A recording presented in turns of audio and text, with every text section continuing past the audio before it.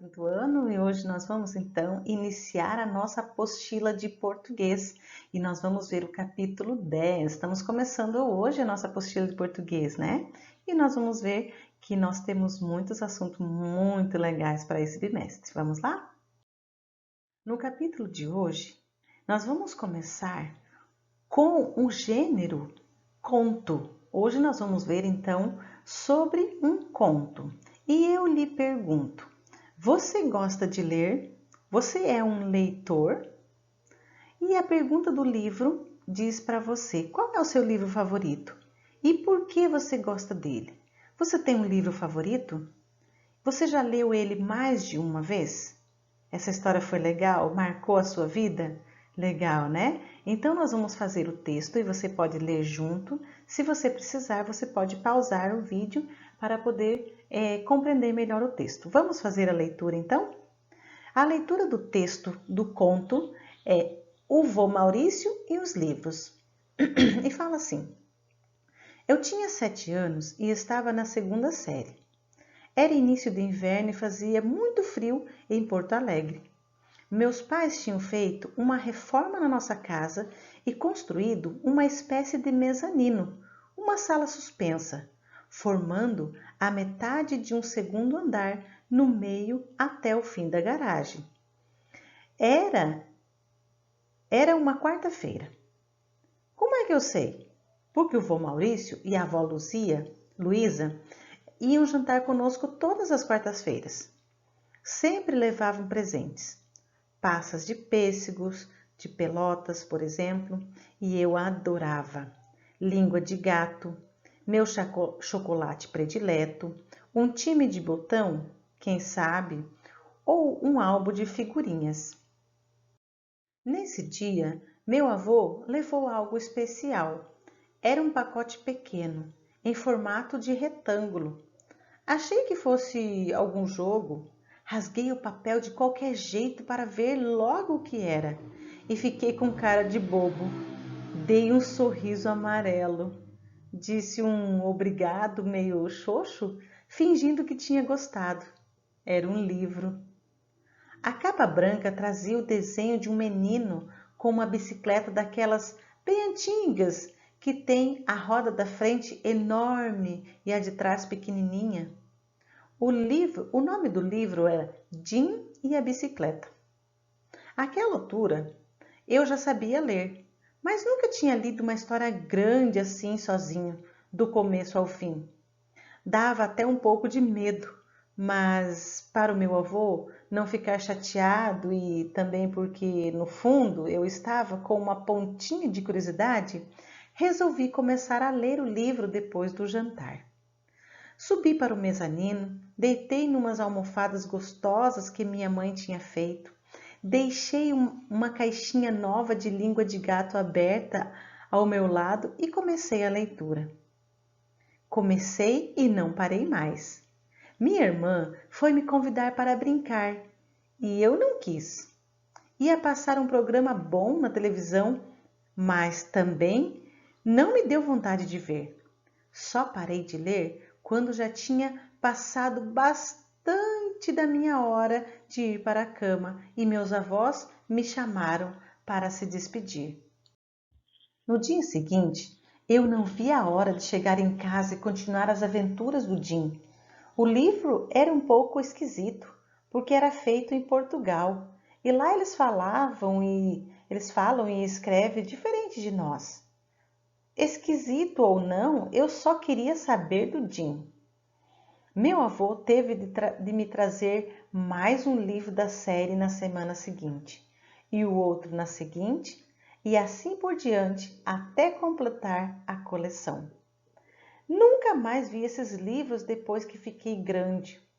Talvez se eu os visse agora não ia entender por que gostei tanto. Mas, de todos os livros que já li na vida, nenhum foi mais importante do que o Jim e a Bicicleta.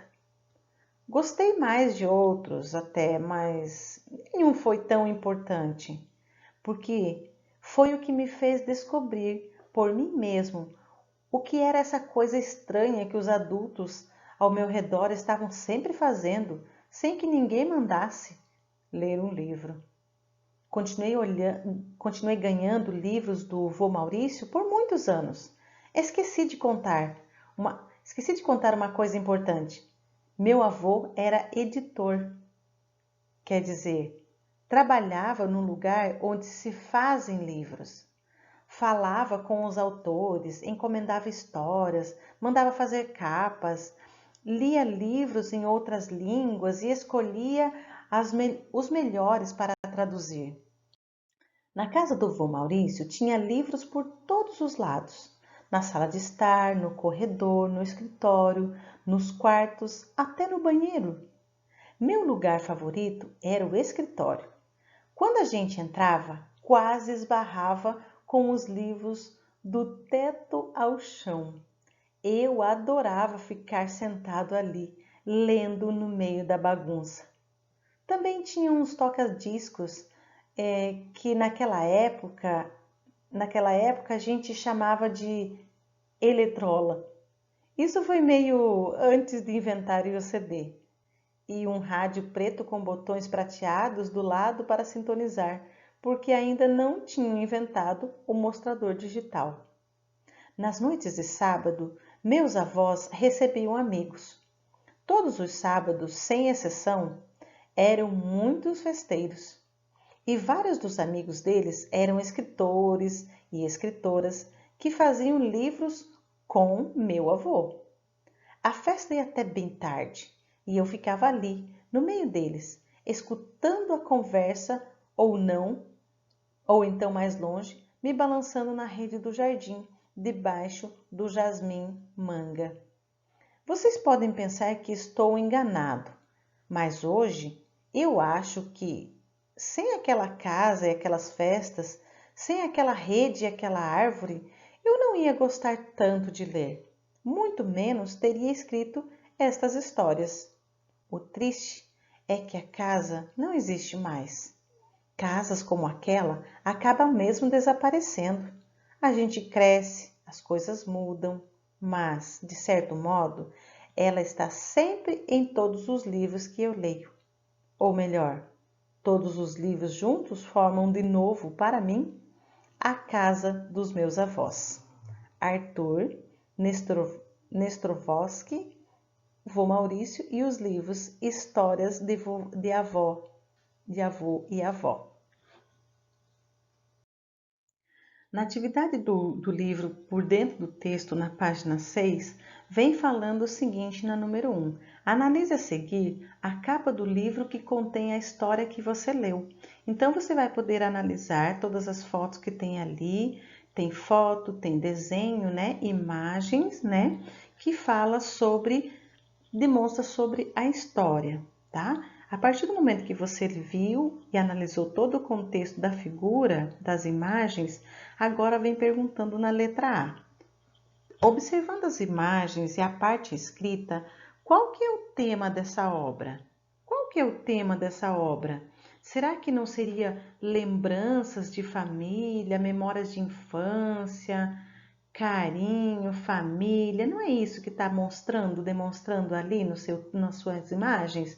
Olha ali, álbum de família, retrato de criança, o menino agarradinho com o vovô, né? Tudo isso faz parte do tema dessa obra. Quais emoções a imagem pode despertar nos leitores? Qual que é as emoções que foi passado? Será que não vem falando sobre saudade, sobre amor, sobre carinho, alegria, momentos bons? Será que não traz isso? E letra C fala assim, ó, em sua opinião, qual seria a finalidade dos desenhos e das fotografias na capa? O que você acha, então, que poderia ser essas figuras? Por que foi colocado essas figuras? Não é para demonstrar aquilo que foi contado, né? A número 2 fala assim, qual que é a principal lembrança partilhada pelo narrador do texto? Qual que é a principal lembrança? Será que não seria o narrador personagem? Ele não está compartilhando o momento em que ele leu o livro sozinho pela primeira vez. E ele diz também que ele foi motivado pelo presente, né, recebido do seu avô Maurício. Então, a principal lembrança que ele tem é exato desse momento, do vô dando o livro para ele e que despertou interesse na leitura desse livro, não é? A número 3 fala como era o vô Maurício. Partindo das informações do texto, cria uma descrição do personagem. Como é que esse vô Maurício era? Será que ele era o vô era o narrador, o vô do narrador personagem, né?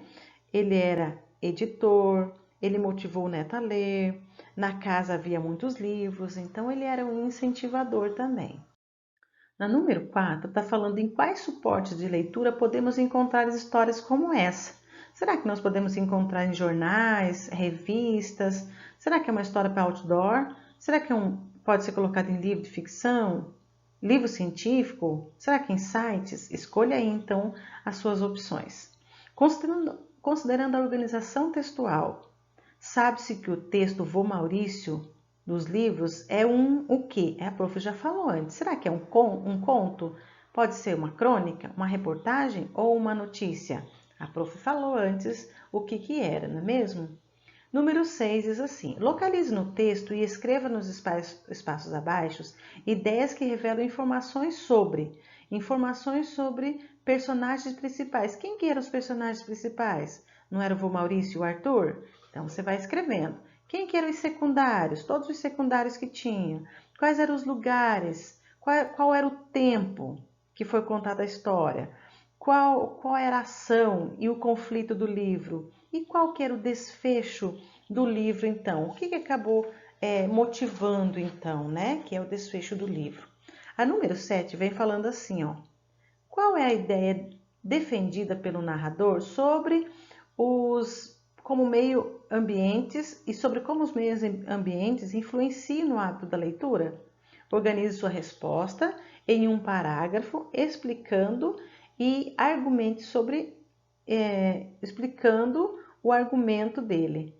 Então você vai ver ali e você vai então colocar a sua ideia, tá? Você precisa então, o narrador defende a sua ideia de que o ambiente aconchegante do lar, materializado pela rede, ele conta, olha, eu tive lá na rede, eu fiquei sentado nas almofadas. Então ele fala que ele tinha um lugar propício que motivou ele à leitura, né? E também pelo incentivo do vô Maurício fez com que ele gostasse de ler. Então, a ideia do ambiente é importante? Sim, é muito importante. Então, justifique isso daí. Explique o que o autor quis dizer no seguinte trecho. Todos os livros juntos formam, de novo, para mim, na casa dos meus avós, né? E comente sobre os colegas e registre sua conclusão. Então, você vai poder escrever aí no seu livro o que ele quis dizer. Todos os livros juntos formam, de novo, para mim, a casa dos meus avós. Né? Então, todas essas lembranças traz para ele momento vivido lá na casa dos avós. E diz assim, ó, investigue, né? Para concluir aqui. Faça como o menino da história, experimente ler em um lugar aconchegante. Depois, escreva no seu caderno como foi esse momento de leitura, tá certo? Você deve ter um cantinho legal na sua casa. Aqui na minha casa tem uma banheira que a gente nunca usa. Mas o meu filho gosta de ir lá dentro, colocar um colchonete e almofadas e ele gosta de fazer o cantinho de leitura lá dentro. E ele fica bem quietinho. Qual que é o seu lugar de leitura? A número 9 fala assim, ó. A família do autor, principalmente o vô Maurício, teve grande influência na formação do narrador como leitor. Letra A. Seus familiares o motivam a ler? Como? Escreva aí. Que tipo de leitura sua família mais gosta de fazer? Escreva aí também. E letra C, como é possível incentivar um pouco mais a leitura no seu lar? Como é que a gente pode incentivar cada vez mais a leitura?